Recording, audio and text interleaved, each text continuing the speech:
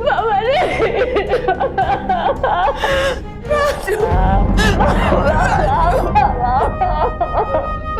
15 minute के लिए होश आया था इंस्पेक्टर साहब। कोई मीनू और मोनू का नाम ले रहे थे ये। डॉक्टर साहब जी आप मेरे साथ बाहर आइए। ओके।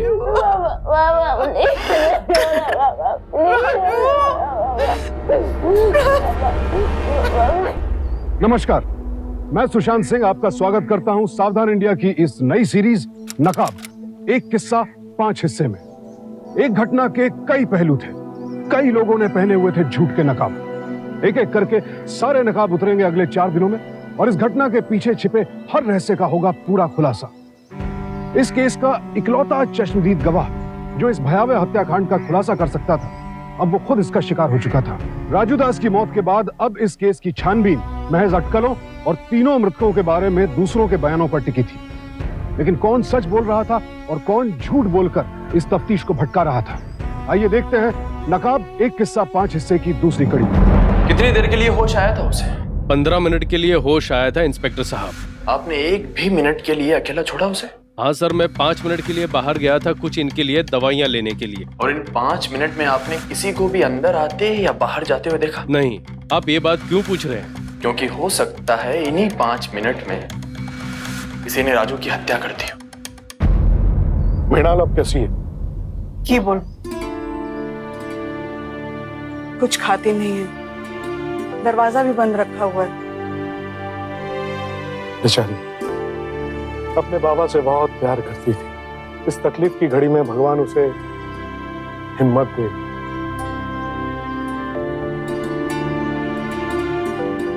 ये कुछ पैसे हैं, रख लो, जरूरत पड़ेगी। लीजिए। सर, इसकी जरूरत नहीं पड़ेगी।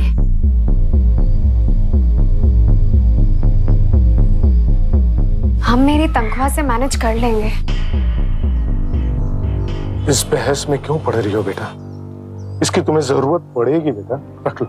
सर, जो जर्नलिज्म की डिग्री आपने दिलवाई है उससे मैं अपनी सारी जरूरतें पूरी कर लूंगी।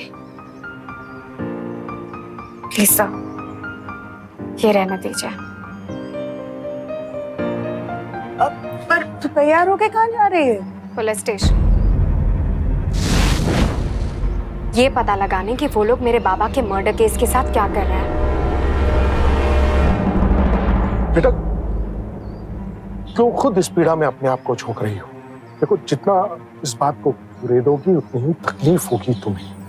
वैसे भी ये सब करने से तुम्हारे बाबा वापस तो नहीं आ जाएंगे ना। सर, मुझे तकलीफ इस बात से है कि मेरे बाबा को किसने मारा और उस हाल में छोड़ दिया।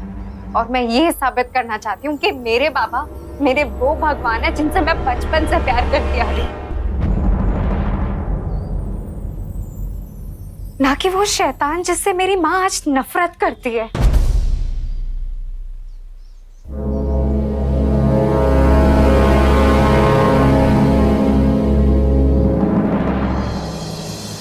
भाई, मरने वाले के फोन से कोई काम की बात पता चली के? मधुरी अम्मा को फोन कौन नहीं मिले सर, और राजू के फोन से सिर्फ इतना ही पता लगा है कि एसएमएस के नाम पर फालतू के फॉरवर्ड्स, वो भी सारे बेच। और दूसरी तरफ अजय बिहारी के मोबाइल का मेमोरी कार्ड खराब हो गया है। बाकी कॉल हिस्ट्री से सिर्फ इतना ही पता लग सका है कि राजू आखिरी फोन अपनी घरवाली ना करे, वो भी रात 12:10 पर, जो कि 1 मिनट से ज्यादा बात को नहीं चली। गयो हो लो कि आज रात ने मैं घरा को नहीं आशू और पीकी लुगाई भी कही होली मत आ जाओ। बाकी दूसरी तरफ अजय बिहारी ने मथु ने रात 3:25 पर कॉल कर, जो कि 2 मिनट से ज्यादा बात को नहीं चली। ये बात आप फोन देखकर बता रहे हैं या फिर बिल देखकर बता रहे हैं? फोन देखकर बता रहे हैं मैडम जी। फोन में ना एक ऑप्शन होता है कॉल हिस्ट्री का, जिसके साथ आप छेड़छाड़ भी कर सकते हैं। तो फिर आप ये कैसे कह सकते हैं कि यही लास्ट कॉल्स थे? दोनों फोन नंबर्स के बिल्स निकलवाओ जल्दी। ठीक है सर जी।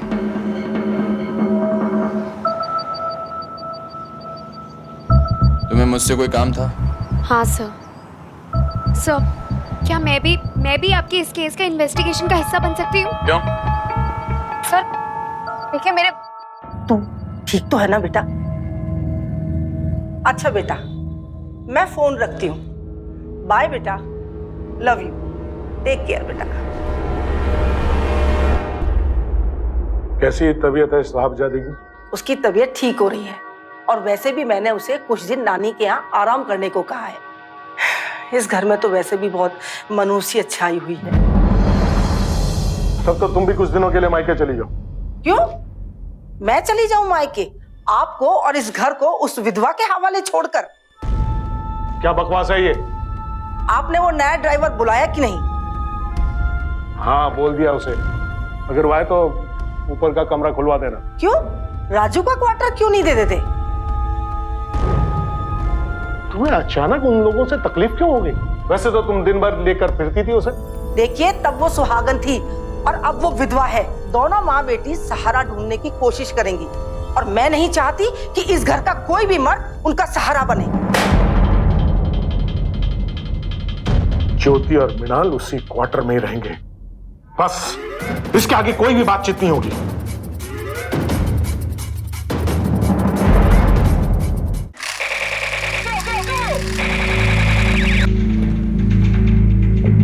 घर में कोई छोटा बच्चा है?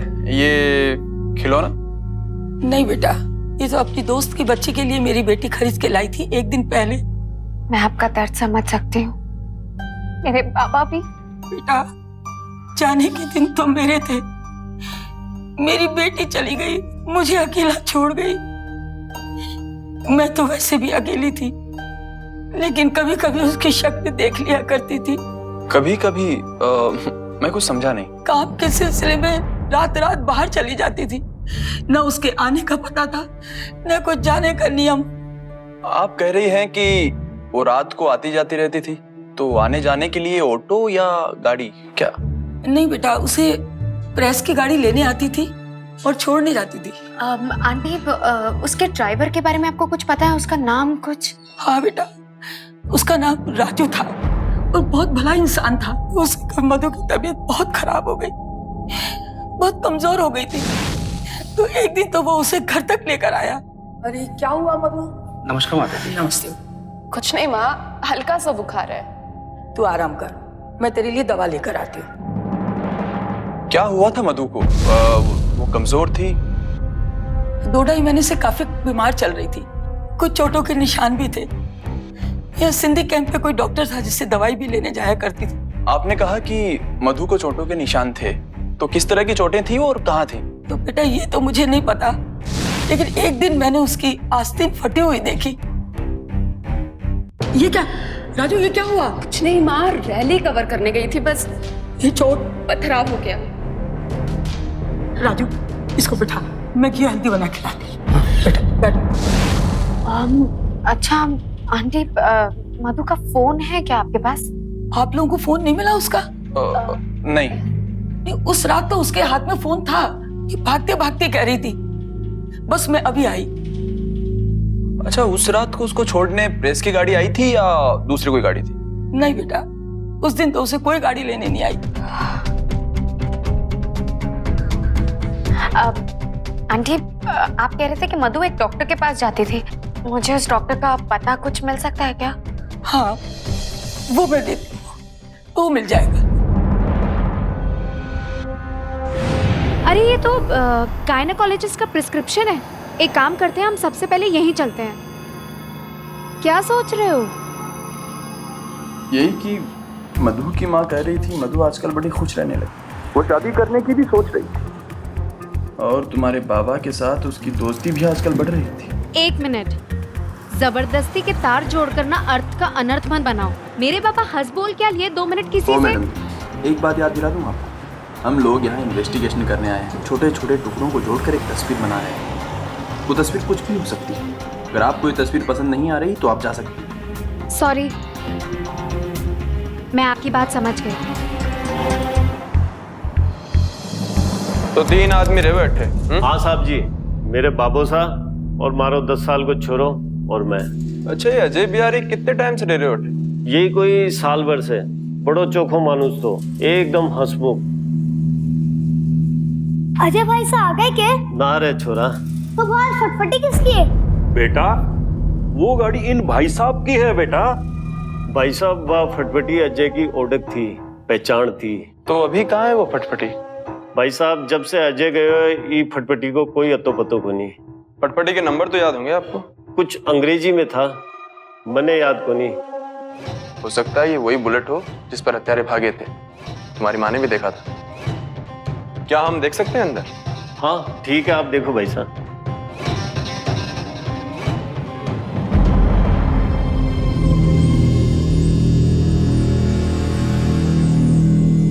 ये रहे अजय बिहारी के गाड़ी के पेपर्स और ये रहे उसके नंबर।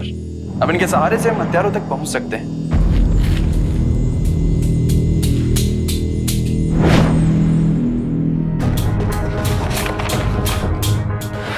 बेटा ये किसका है? हनी भी आंटी का। Honey bee? अमर, हनी भी यानी कि मधुमक्खी। मेरे फोन में कोई फोटो तो होनी ही चाहिए। मधु को सेल्फीज खींचने का बहुत शौक था। ये देखो। दिखाओ। अरे यही है हनी भी आंटी। यही है? अच्छा बेटा, तुमने इनको आखिरी बार कब देखा था? 4 दिवस पहले तड़के दोनों सुबह लड़ने लगे थे। 4 दिन पहले सुबह सुबह दोनों लड़ रहे थे। अच्छा, ये बात तुमने अपने भाई साहब को बताई? नहीं, अजय भाई साहब ने मना करा था। हनी भी आंटी बोली थी कि वो मेरे लिए बंदूक लाएगी, लाइटों वाली, लेकिन अभी तक वापस नहीं आई। कुत्ते धीरे धीरे सुलझ रहे हैं। डॉक्टर के पास चलें क्या? ठीक है।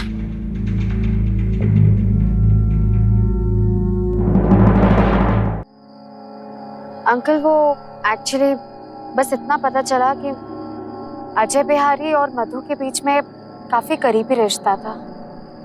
अच्छा, तुम्हारे बाबा और मधु के बारे में कोई खबर या सुराग? मधु की माँ से मिली थी मैं। उन्होंने बताया कि बाबा मधु को कभी कभी छोड़ने आया करते थे और उन दोनों के बीच में अच्छी दोस्ती भी थी। मृणाल, इससे तुम कुछ भी साबित नहीं कर सकते। राजू एक बहुत ही खुशमिजाज आदमी था, सबका दोस्त था। ओवरऑल वो सही और गलत के मामले में बहुत ही जागरूक इंसान था। ऐसा आदमी किसी के साथ गलत कर जाए, धोखा दे जाए, सोच भी नहीं सकता। Thank you so much uncle. इस वक्त एक आप ही हैं जो बाबा के फेवर में बोल रहे हैं। And you have no idea कि मुझे इससे कितनी ताकत मिल रही है। Thank you uncle.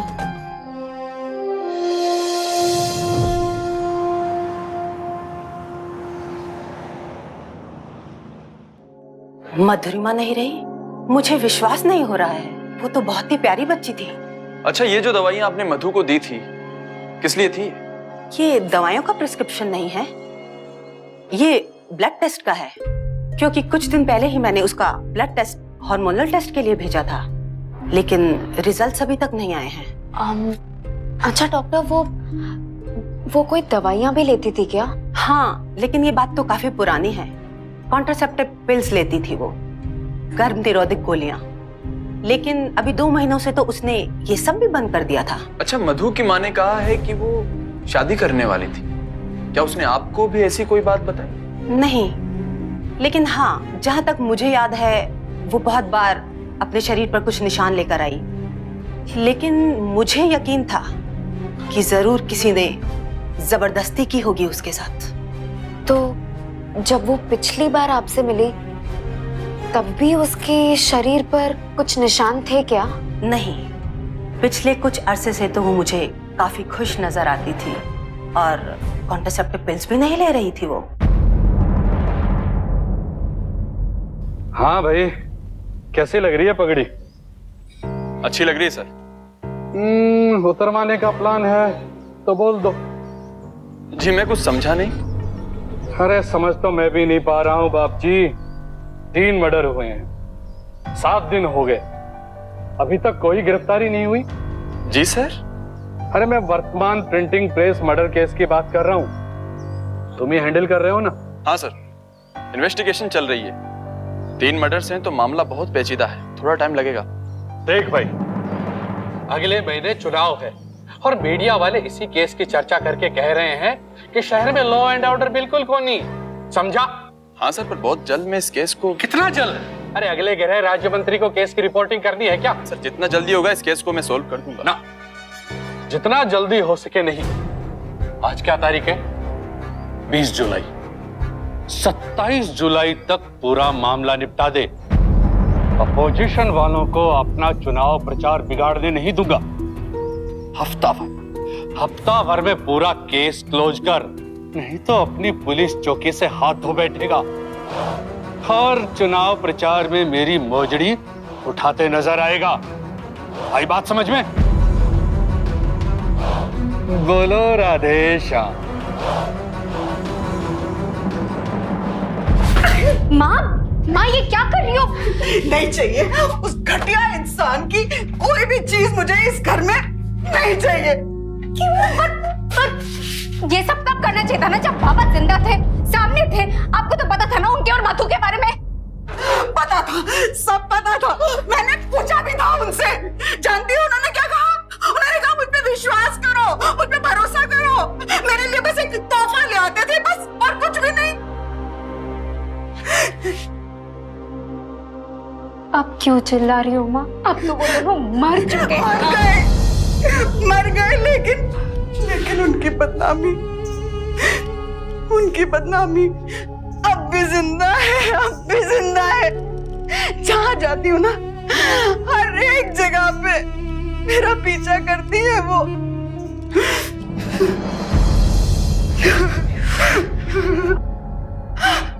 माँ ये घर मेरा भी है, और जितना हक आपका है ना बाबा के सामान पर, उतना हक मेरा भी है। तो दोबारा प्लीज बाबा की चीजों को हाथ मत लगाइएगा। आपको पता है माँ, जिस दिन आपको पता चलेगा ना कि बाबा एकदम निर्दोष थे, उस दिन आप अपने आप को कभी माफ नहीं कर पाओगे।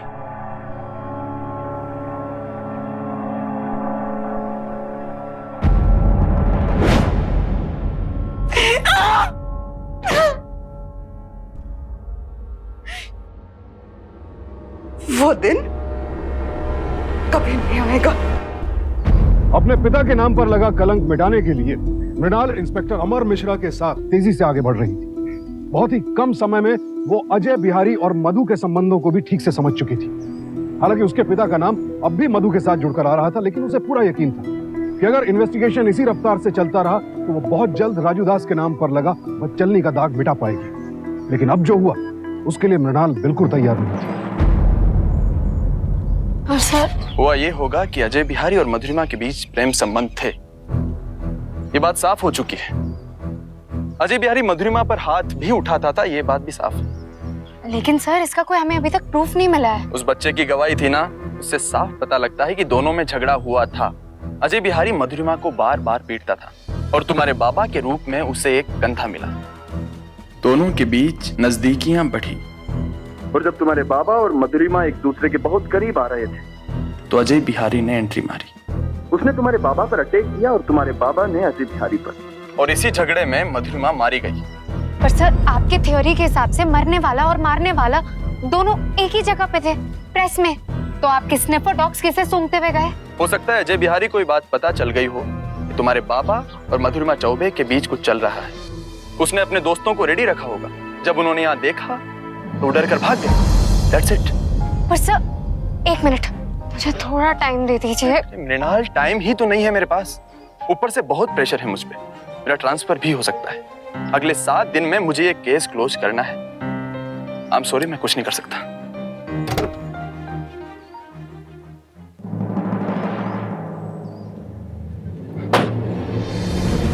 7 दिन है तुम्हारे पास। अगले 7 दिन में जो तुम कर सकती हो करो। उसके बाद मैं तुम्हारे लिए कुछ नहीं कर सकता।